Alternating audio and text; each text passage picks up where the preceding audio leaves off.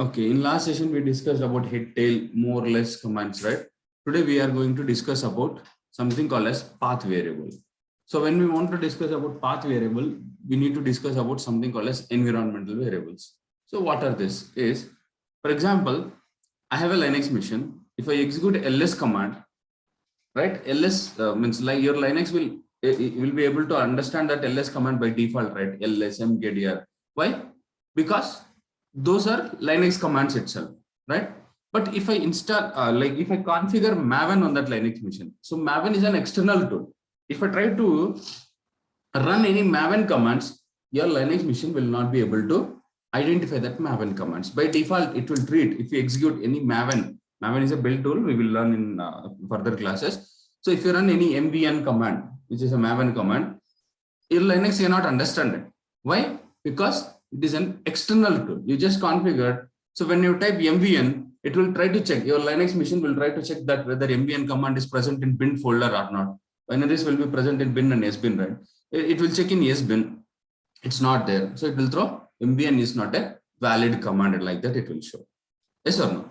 So what should I do to make my Linux machine to recognize that? Is there are something called as, there is a path variable we call. Okay. So whenever you download and configure your Maven, right? The Maven software will also have bin directory. So Maven commands will be present inside that bin directory.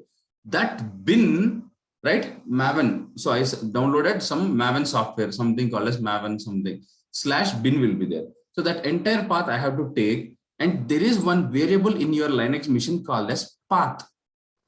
Okay, there is one variable called as path. To that path variable, right? A equal to 10, we will write, right? Like that path equal to that Maven path you have to give. Okay, then if you set that Maven bin directory to your path variable, Linux path variable, then your Linux, if you execute mvn command, it will check in bin. It's not there. Mvn command, it will check in sbin if not there, but you have that in the path, so it will go and check inside that Maven bin directory. Yes, that command is present. It will execute that. Understood? So like that. So now what is this path? Path is an environmental variable. So we'll discuss more about these variables in shell scripting, but let us discuss about this environmental variables. Okay, I have a Linux machine. Okay, I have a Red Hat instance or Amazon Linux, Ubuntu, whatever it is. I have one instance, right? One Linux machine. Linux machine, what like your computer, right? Now, I logged in as a user called as A. Okay, I logged in as a user called as A. So now, if I log in as a user A, right? 1 second. Let me open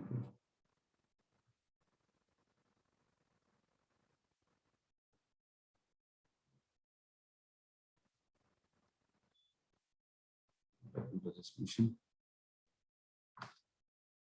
Wait a second, guys. My system got hanged. Are you able to hear me at least? Yes, sir. Okay. Okay. For example, if this is my Linux machine, if I connect to that using some user, and if I create a file, right? If I create a file, inside the file, if I create a value called as A equal to B. Your voice is breaking. Okay. That was because of system hang. Sorry, could you repeat it again? Are you able to hear me now? Yes, yes. Okay. If there is a file, right? A user has logged in, and inside a file, if he has created a variable called as A equal to 10. A equal to 10, right? So in such cases, this variable A is a variable, its value is 10. Now this variable will be available to use, like I want to use A plus B or something, like I just want to print a value like that. This variable will be available inside this file only. But if I want to use that variable inside some other file, a variable inside this file, is it possible? Not possible. The scope of the variable is present inside this file itself, right? Now I want to access one variable called as B in every file. In entire Linux, I should be able to access that variable. In such cases, you have to set this B as an environmental variable. Environmental variable means system level variables. Okay, we call it as system level variables. You are not going to set that variable to a file. You are going to set that variable to a entire Linux machine itself. Okay, that Windows also will discuss going forward, but for now just remember this. Okay, so we are going to set a variable called as B as an environmental variable. There are different ways like export, like that. There are different ways. We'll set that, right? So once we set that, that system, that variable will be set as a system variable. You can access that variable anywhere inside your system. Okay, anywhere inside your system. Okay, either in this file or this file, in a terminal I want to print it, everywhere you can access that. Okay, so you just remember about this path variables and all, but now I cannot discuss this in detail. For now, you just leave it. But how to set multiple values to this? Like Maven, I want to run with Maven, and also I want to run with and I want to run with Tomcat, some other tools, right? So how to set the path for different variables, that we will discuss. So for now, you remember path is an environmental variable. Okay, like this, we can set our own variables, a equal to 10, like that. We can set any number of environmental variables. Environmental variables means the variables which we can access anywhere inside your system, right? But one shortcut to remember environmental variables is it is recommended, and almost every time we see a environmental with the capital letters. Okay, we'll not write as a small a. If I want to set a equal to 10, we'll use it as a capital A. So always environmental variables will be in capital case, uppercase. Okay, so environmental variables as we discussed. So path is one of the environmental variable where we'll set the binary path of external tools like Maven and all. Okay, fine, you remember that. Next, PS command. Path I'm not showing it because we use n number of times we use, like I'll show how to set in next class, like when we are discussing with Maven and all, I'll discuss n number of times. You no need to worry. How to set in Windows, how to set in Red Hat, we'll discuss that, don't worry. Next, path. Sorry, PS. Sorry, next command is PS. PS means process. What is mean by process? What is meant by process is, see, I have a Linux machine. Okay, I have a Linux machine. I connected to this. This is my local laptop. Okay, using Git Bash, Putty, Termius. There are many tools. Using some tool, I connected from here to here, right? I'm executing one command. Like I want to copy the files from this folder, right? There is one directory, a folder we call. From here to here, I want to copy. Here to here, I want to copy. So this file started copying. It will take 5 minutes to copy. It will take 5 minutes to copy. So what is the command we use for copy? CP, right? CP I use. So I executed a command called as CP, source destination path, execute, done. Now when the process starts, means when the copy starts from here to here, when I execute the command, a process will be generated. In the background, a process will be generated, and that process will have one process ID. Okay, the process will have process ID. Next, a process is running. It will take around 5 minutes to copy. Okay, just think that I just started.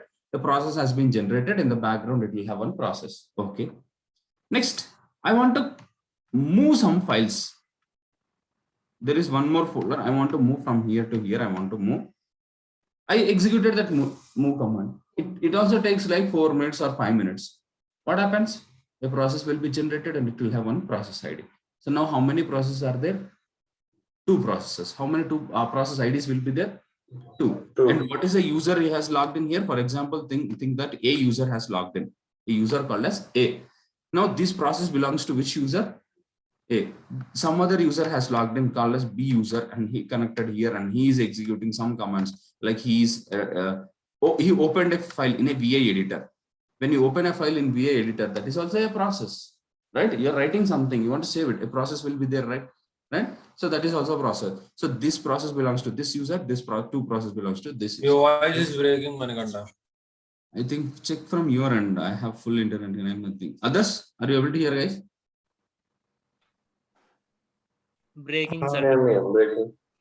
Okay, just a second then.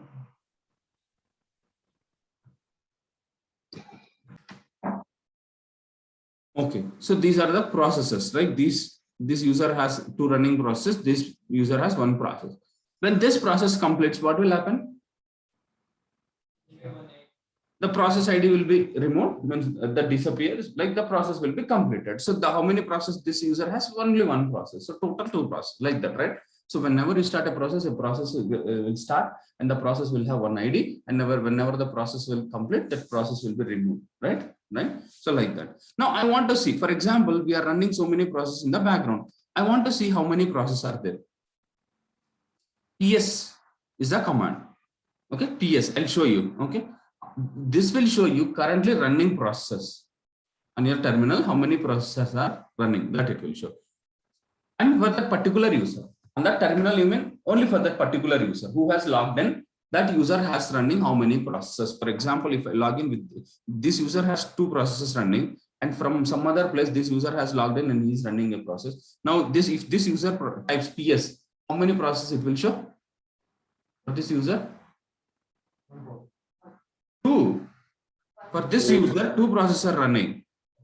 2 it will show, right? If this user execute the same command, how many it will show for him?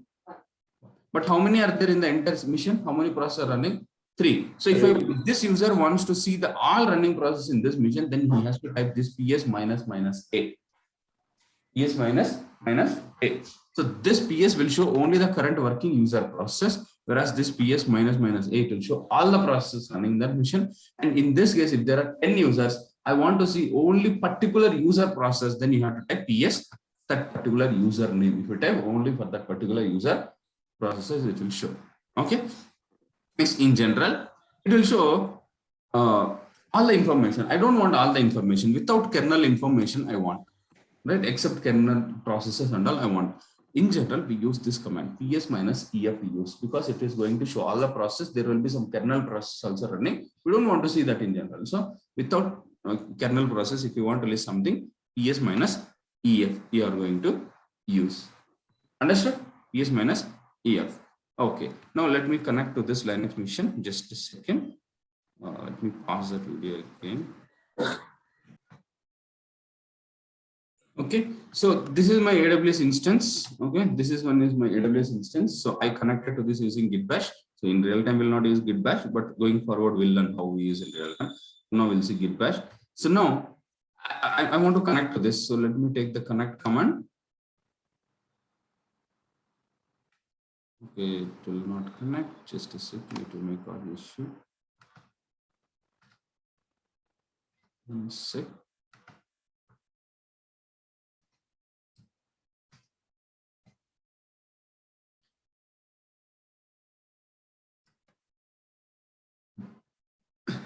CS PS, I'm going to execute.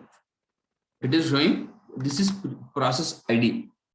Process ID. How much time it is running is, and what is the command it is doing is bash command. Just now I executed a PS, right? What is the purpose of PS command? To list the running processes. So this command, when I hit on enter, until it lists everything, when I hit this, a process has been started. The process will remain until it prints everything here. Yes or no? So when the completes, the process will be ended. That is the reason it is showing that PS also as a process, and bash will be running in the background, right? So that is this command. So if I type PS minus EF, it is going to show so a lot of processes which are running in the kernel informations, right? Without now, if you want to use something, like I want to see some process which is running with some port number or something, right? You can use this grep command. Again, for this grep, I want to see whether any Java processes are running. If I type something is running with EC type and user something, there is something, my internal user something, it is showing Java. I'm searching with this like this, right? So you can use to get all the process using PS command, and then you can use other grep commands and other commands as a combination to search for whatever you want. Okay, so PS command. Next, this is important, guys. I'll discuss more about this in where AWS, but for now I'll just give the basic idea about this. Host name. See, every computer will have an IP address, right? Yes or no? If you are not connected to internet, right? You will have a private IP address. If you connect it to internet, you will have a public IP address. That is what we know in general. See here, I created a Linux mission. I created a Linux instance. I said, if you start a Linux instance and connect to this, right? You have to use one command. Again, if you stop this and start it, the connect command will change. I was saying the connect command will change. I was saying, right? I'm not sure whether I said it or not in the first initial class. See, this Linux mission, whatever I created, it has one public IP address. It has one public IP address. It has one private IP address. Okay. So whenever you stop and start your Linux instance, public IP will change. Whenever you see this mission has a public IP address. When I stop this public IP address will be removed. When I start it again it will get public IP address, right? But private IP remains same. Along with this, you can see that DNS will be there. So private DNS, and somewhere if you see public DNS also it will have. See here, public DNS it will have. So this DNS in detail will come to know in AWS. For now, let me tell you one topic. That is, even your computer, local computer or whatever it is, this is my AWS instance, Linux server. Okay, I have one more Linux server like this. Both are in same AWS account. This is my AWS account. This is my AWS account. Here I created Linux 2 instances, Linux 1, Linux 2, 2 instances I created. Now from my local computer, means from my Git bash, okay, I want to connect to this. I want to connect from here to this mission. How it knows I want to connect to this mission only? First, you need to have access, username, credentials, either username or password or token, right? With certificates, something, right? Whatever it is, that is fine. That is authorization. But at least I need to know this is my details. If you want to come to this institute, I'll give address like this. This will also have one unique address. That is, one is IP address. The other one is host name. We also call as DNS. We'll see that about that in detail about DNS and all. But now you remember host name, IP address. You know IP address. Everyone might be knowing IP address. So this will have an IP address. The other one is host name. Host name might be little new for you. Host name is nothing but every computer will have one unique name. So this DNS we are giving. If you want to connect to that instance, we are giving a DNS name. DNS. This is also same like a host name. For now, you remember this is also a host name. So I'm telling using EC2-user, I want to connect to this instance. If you don't want to give the DNS, you can give IP address also, because every computer will have one IP address, and one IP means private IP address will be there. I'm talking about public IPs. So if you connect to internet, it will have one public IP. Private IP is a different topic, that why it need a different public IP, private IP address, in which scenario we need both, when we need only private, that and all we discuss in AWS VPC. Okay, for now you remember IP address, host name, two things will be there. Now the same person wants to connect to the other mission. It will also have its own IP, right? It will also have host name, right? So he can specify the host name or IP address to connect to this mission. Now I'm inside this mission itself, here itself. I already logged in, somewhere I'm here, right? I install a browser here itself. For example. Now, if I want to access this mission, do I need to type the entire IP address? Okay, you can type, but what will happen? It will go to internet and come back, right? If I use hostname also same way. Instead of that, what can I tell? Localhost I can tell. Localhost means what? Wherever your browser is there, the same mission you are accessing. So you don't need to specify. If I am here, if I type localhost, what will happen? It will mention this mission itself, right? I don't want that localhost. I want to connect to this mission. So what it will type? Hostname or IP address. So it will connect to that. Okay. If you want to connect to your local mission itself, you will specify localhost. So I am on this mission now. Hostname is a command. Hostname is a command. I want to see that hostname. It changes hostname. Hostname. So it is going to show that hostname. Okay. This is the hostname of this AWS Linux instance, right? I want to change the hostname. Yes, you can change that also using hostname command itself, but that is a Linux admin job. We don't do. If you want, we can see that in the AWS. But for now, hostname is the command which will print that hostname. Okay, which will print that hostname. So if we go here, you can see that.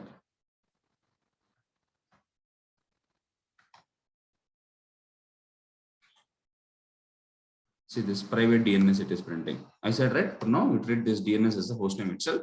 See, this mission has one private IP, unique private IP, unique public IP, and unique private domain name, public domain name. So here it is going to print that private domain name. Okay, that is nothing but a host name. Okay, so it will have as a public host also it will be there. Now, it along with the host name, it will have one IP address, right? IP address. I want to see that IP address. Host name minus I can take. Host name minus I. It is going to give the IP address. Now, what IP address it is? Private IP address. This is private IP address. Okay. So for that particular mission, if you want to see the host name, private host name or private IP, you can use this command. Next, I want to see the public IP address. IF config. That we will discuss later. So one more command is to see that IP address, we can use if config also. So public details we'll discuss later. So if config is one more command in general we use to see the IP address. So here also it is going to show the IP address. Okay. So either you can type hostname minus I or else if config. In Windows it is IP config, but in Linux it is if config. IF config. Okay. IF config. This is a command we use in general to see this IP addresses. Okay, so this IP addresses dividing how it is and all. Those who attended AWS session, you know it.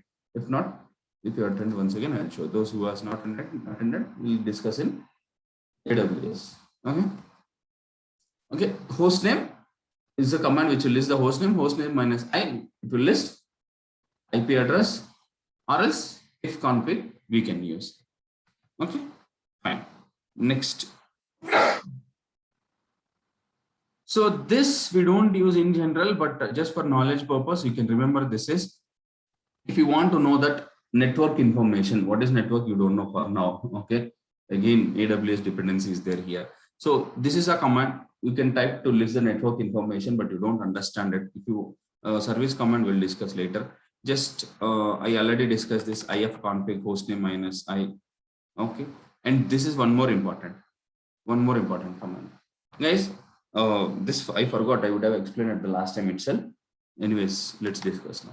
When you are copying a file, for example, in Windows, when you are copying something from one location to other location, if it is taking 5 minutes, a pop-up will show you for you, right? Like this, a pop-up will be shown with close, minimize buttons and all. Do you remember? If it is taking time. But in same, like if you are copying a file in Linux with the CP command, if it can copy quickly, it's okay, fine.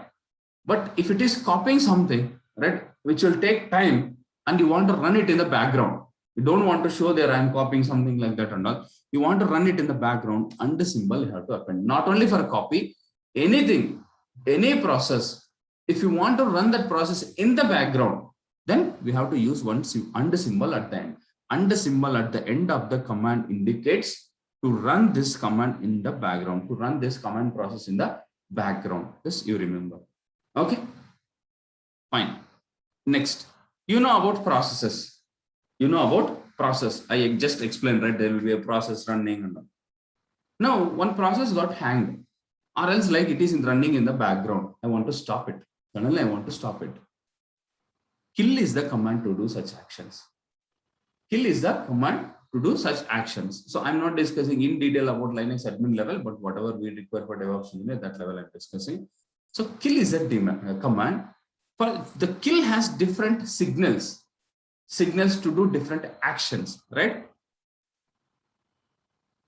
Now, if you use -i, kill, -i, every process, how to see a process?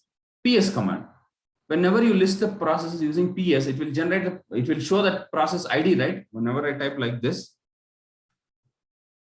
PS, it is going to show the process. This is a process ID, right? Now I want to kill this process, right? Now I want to kill this process. What is the command to kill? Kill. To kill that, to close that process, -9 is a signal we have to pass to kill command, and we have to give the process ID 3138. What will happen if I give 3138? The bash shell will end, right? Bash shell means what? This terminal will get closed. Bash is nothing but this terminal only, right? Inside the bash. What does that 9 indicate? What does the 9 indicate? That is a signal. There are different signals like -9, -3. There are different signals. But now you blindly remember kill is a command, but it will not generally in kill. But if the kill command itself, you want to send one signal to close that process ID. So for that, you have to give that. I'm going to give you a process ID. You kill it like that. You're saying. So this is a signal. Okay. You are passing. Okay. Okay. Okay. Now, if I type this, enter this, it will close the terminal because terminal is nothing but in the terminal bash shell is running. At this shell topic, we'll discuss again in shell scripting, the starting topic of shell scripting about this shells. Okay. So that bash shell is not there means you cannot run your terminal, so it will get closed. So again, I don't have patience to reopen it, so I'm not closing it. Okay, fine. Okay. If you are running anything like this in the background, now we want to see those. What are all the processes running in the background? Jobs is a command. Okay, list the processes. This jobs command is going to list the processes which are running on the background. Now, this other than kill, everything you have to remember, guys. PS kill is important, but you have to remember at least kill -9. You remember if it is too heavy, kill -9 process ID to kill that. PS in general, PS minus EF will give, except kernel, it will give all the information. Then we can use grep and we can search for whatever we are running. Like that, you have to have at least some idea. All right, going forward, we'll use them. But for now, this command is for this purpose. We'll use like this. You have to remember at least. So we'll use it. Right? Next, one more important. Maybe it is not important for real time working, but interviews, it is very important. For interviews, it is very important. Those who want to give interviews. See, I'm saying like for the new joinees, I'm saying this is a Red Hat Linux. Those who has attended the previous sessions where I created this Linux mission, for them it's okay. They know that this is a Red Hat instance. But the new joiners are saying, no, sir, how can we trust you are teaching Red Hat? That might be Ubuntu. They are questioning. I want to show them proof. If I go to AWS, right, here itself, if I go to networking or not networking, somewhere here in the details or somewhere. So this is AMI number I can show. Okay, this is the AMI number. Who knows this? So I can say this. This is Linux. I'm teaching you Linux. If I scroll down somewhere, it has some other information. So at least maybe this is not required for now. So I can just show you at least this. So this Amazon Linux I'm using, this and all I can tell them. Okay, this is platform Amazon Linux. I'm not using Red Hat Linux. I think Amazon Linux AMI I took. I can tell them. But this Amazon Linux internally it uses Red Hat is similar like Red Hat. This Amazon Linux is built on top of Red Hat Linux. I said, but I want to show you the proof you are asking. In such cases, the interview question will be like this. I just explained so far. I explained just for how it will be for knowledge purpose. In the interview, how they'll ask is, show me how can you prove, or else like how can you tell me that what is a Linux machine you are using, or else tell me that what is a Linux machine you are using. Tell me the Linux machine what you are using. So for that, how to show is there is one file. There will be one file under etc directory. Tell me what are the Linux distributions? Few of the Linux distributions are flavors. Red Hat, Fedora, okay, SUSE OS like that. In Linux, there are different flavors. See, every Linux mission, under every Linux mission, there will be one etc directory. We know, right? So under etc directory, etc, there will be one file for every line, everything.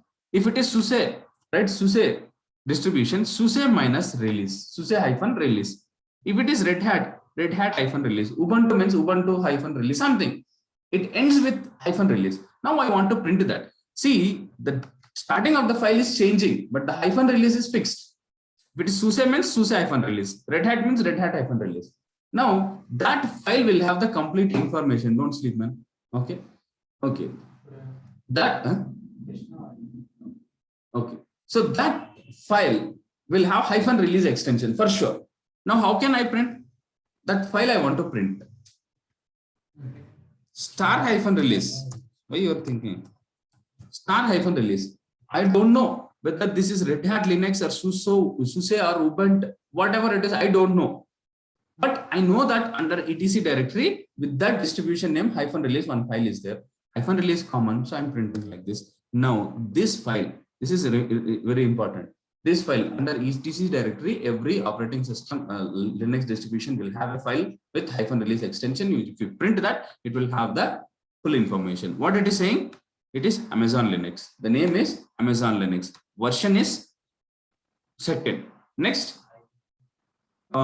Here, if you see this Amazon Linux release, it will show this is from Amazon RHL, Red Hat Enterprise Linux Fedora, right? It is saying it supports. This is similar like CentOS. This is similar like CentOS. It is showing ideal like it is showing CentOS. CentOS also similar like Red Hat, right? So Amazon Linux is also similar like CentOS, Red Hat, Fedora. It is saying. Okay. Now take the assignment for tomorrow.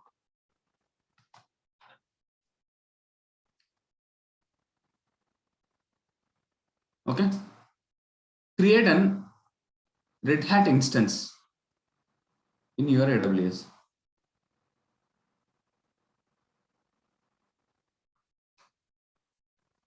Create an Red Hat Linux in your AWS account. Yes. Second step. Find out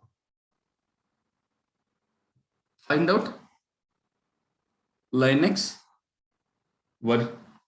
Find out what is it? Version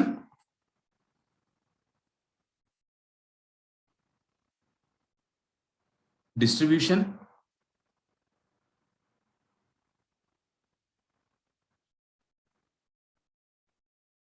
of that instance of the created instance.